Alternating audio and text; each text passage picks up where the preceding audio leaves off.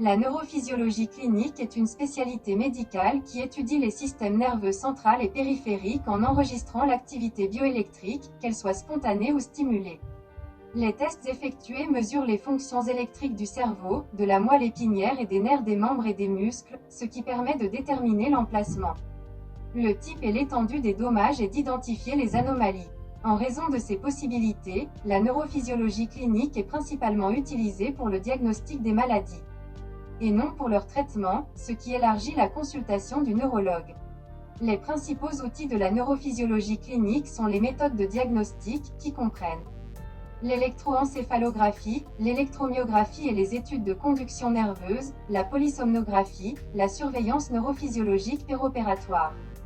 La surveillance péropératoire est la mesure de l'activité bioélectrique au cours d'une intervention chirurgicale, ce qui permet d'influencer son déroulement, dans le but de localiser les structures nerveuses et de prévenir leurs dommages. Les objectifs de la surveillance sont généralement différents des études diagnostiques. L'objectif global est d'obtenir l'enregistrement reproductible le plus rapide possible dans le but d'une interprétation rapide lors d'une chirurgie directe sans aggraver l'état du patient.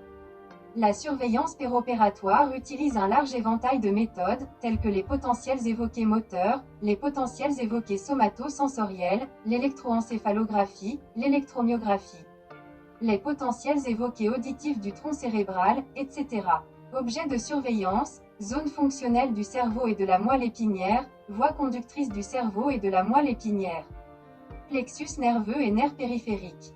Pourquoi les méthodes neurophysiologiques sont-elles utilisées en neurochirurgie? Premièrement, déterminer les limites physiologiques sûres des approches chirurgicales et des manipulations, afin de prévenir le développement de lésions iatrogènes dans les zones fonctionnelles du cerveau et de la moelle épinière. Deuxièmement, pour montrer aux chirurgiens l'emplacement des structures fonctionnelles, comme dans la cartographie corticale ou la cartographie des voies, ou pour montrer aux chirurgiens la structure souhaitée à retirer, comme un foyer épileptogène à l'aide de la corticographie, c'est-à-dire fournir une sorte de navigation. Troisièmement, et le plus important, est de maintenir le fonctionnement sain normal du patient après la chirurgie, même lorsqu'une tumeur cérébrale géante est enlevée. Dans notre pays, la surveillance multimodale a été utilisée pour la première fois en 2011 dans la ville de Kharkiv dans la salle d'opération neurochirurgicale de l'hôpital d'urgence lors de l'ablation d'un cavernome du tronc cérébral.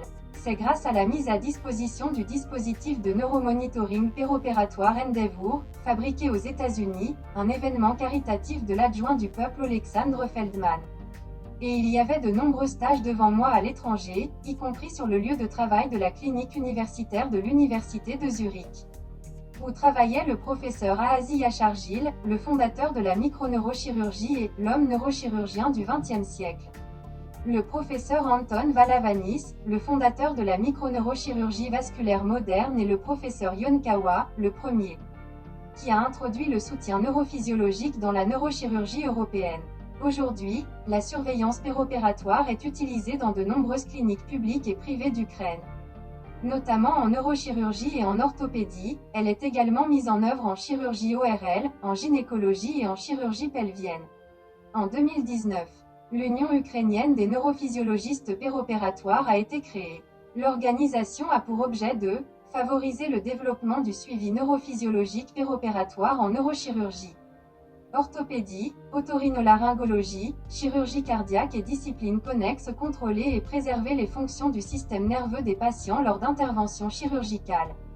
Introduire des normes internationales de prise en charge médicale et les meilleures pratiques médicales en Ukraine, afin de promouvoir la croissance des spécialistes ukrainiens du professionnalisme, en élevant leur qualification au niveau des exigences internationales basées sur les idées d'humanité, de compréhension mutuelle et d'assistance mutuelle.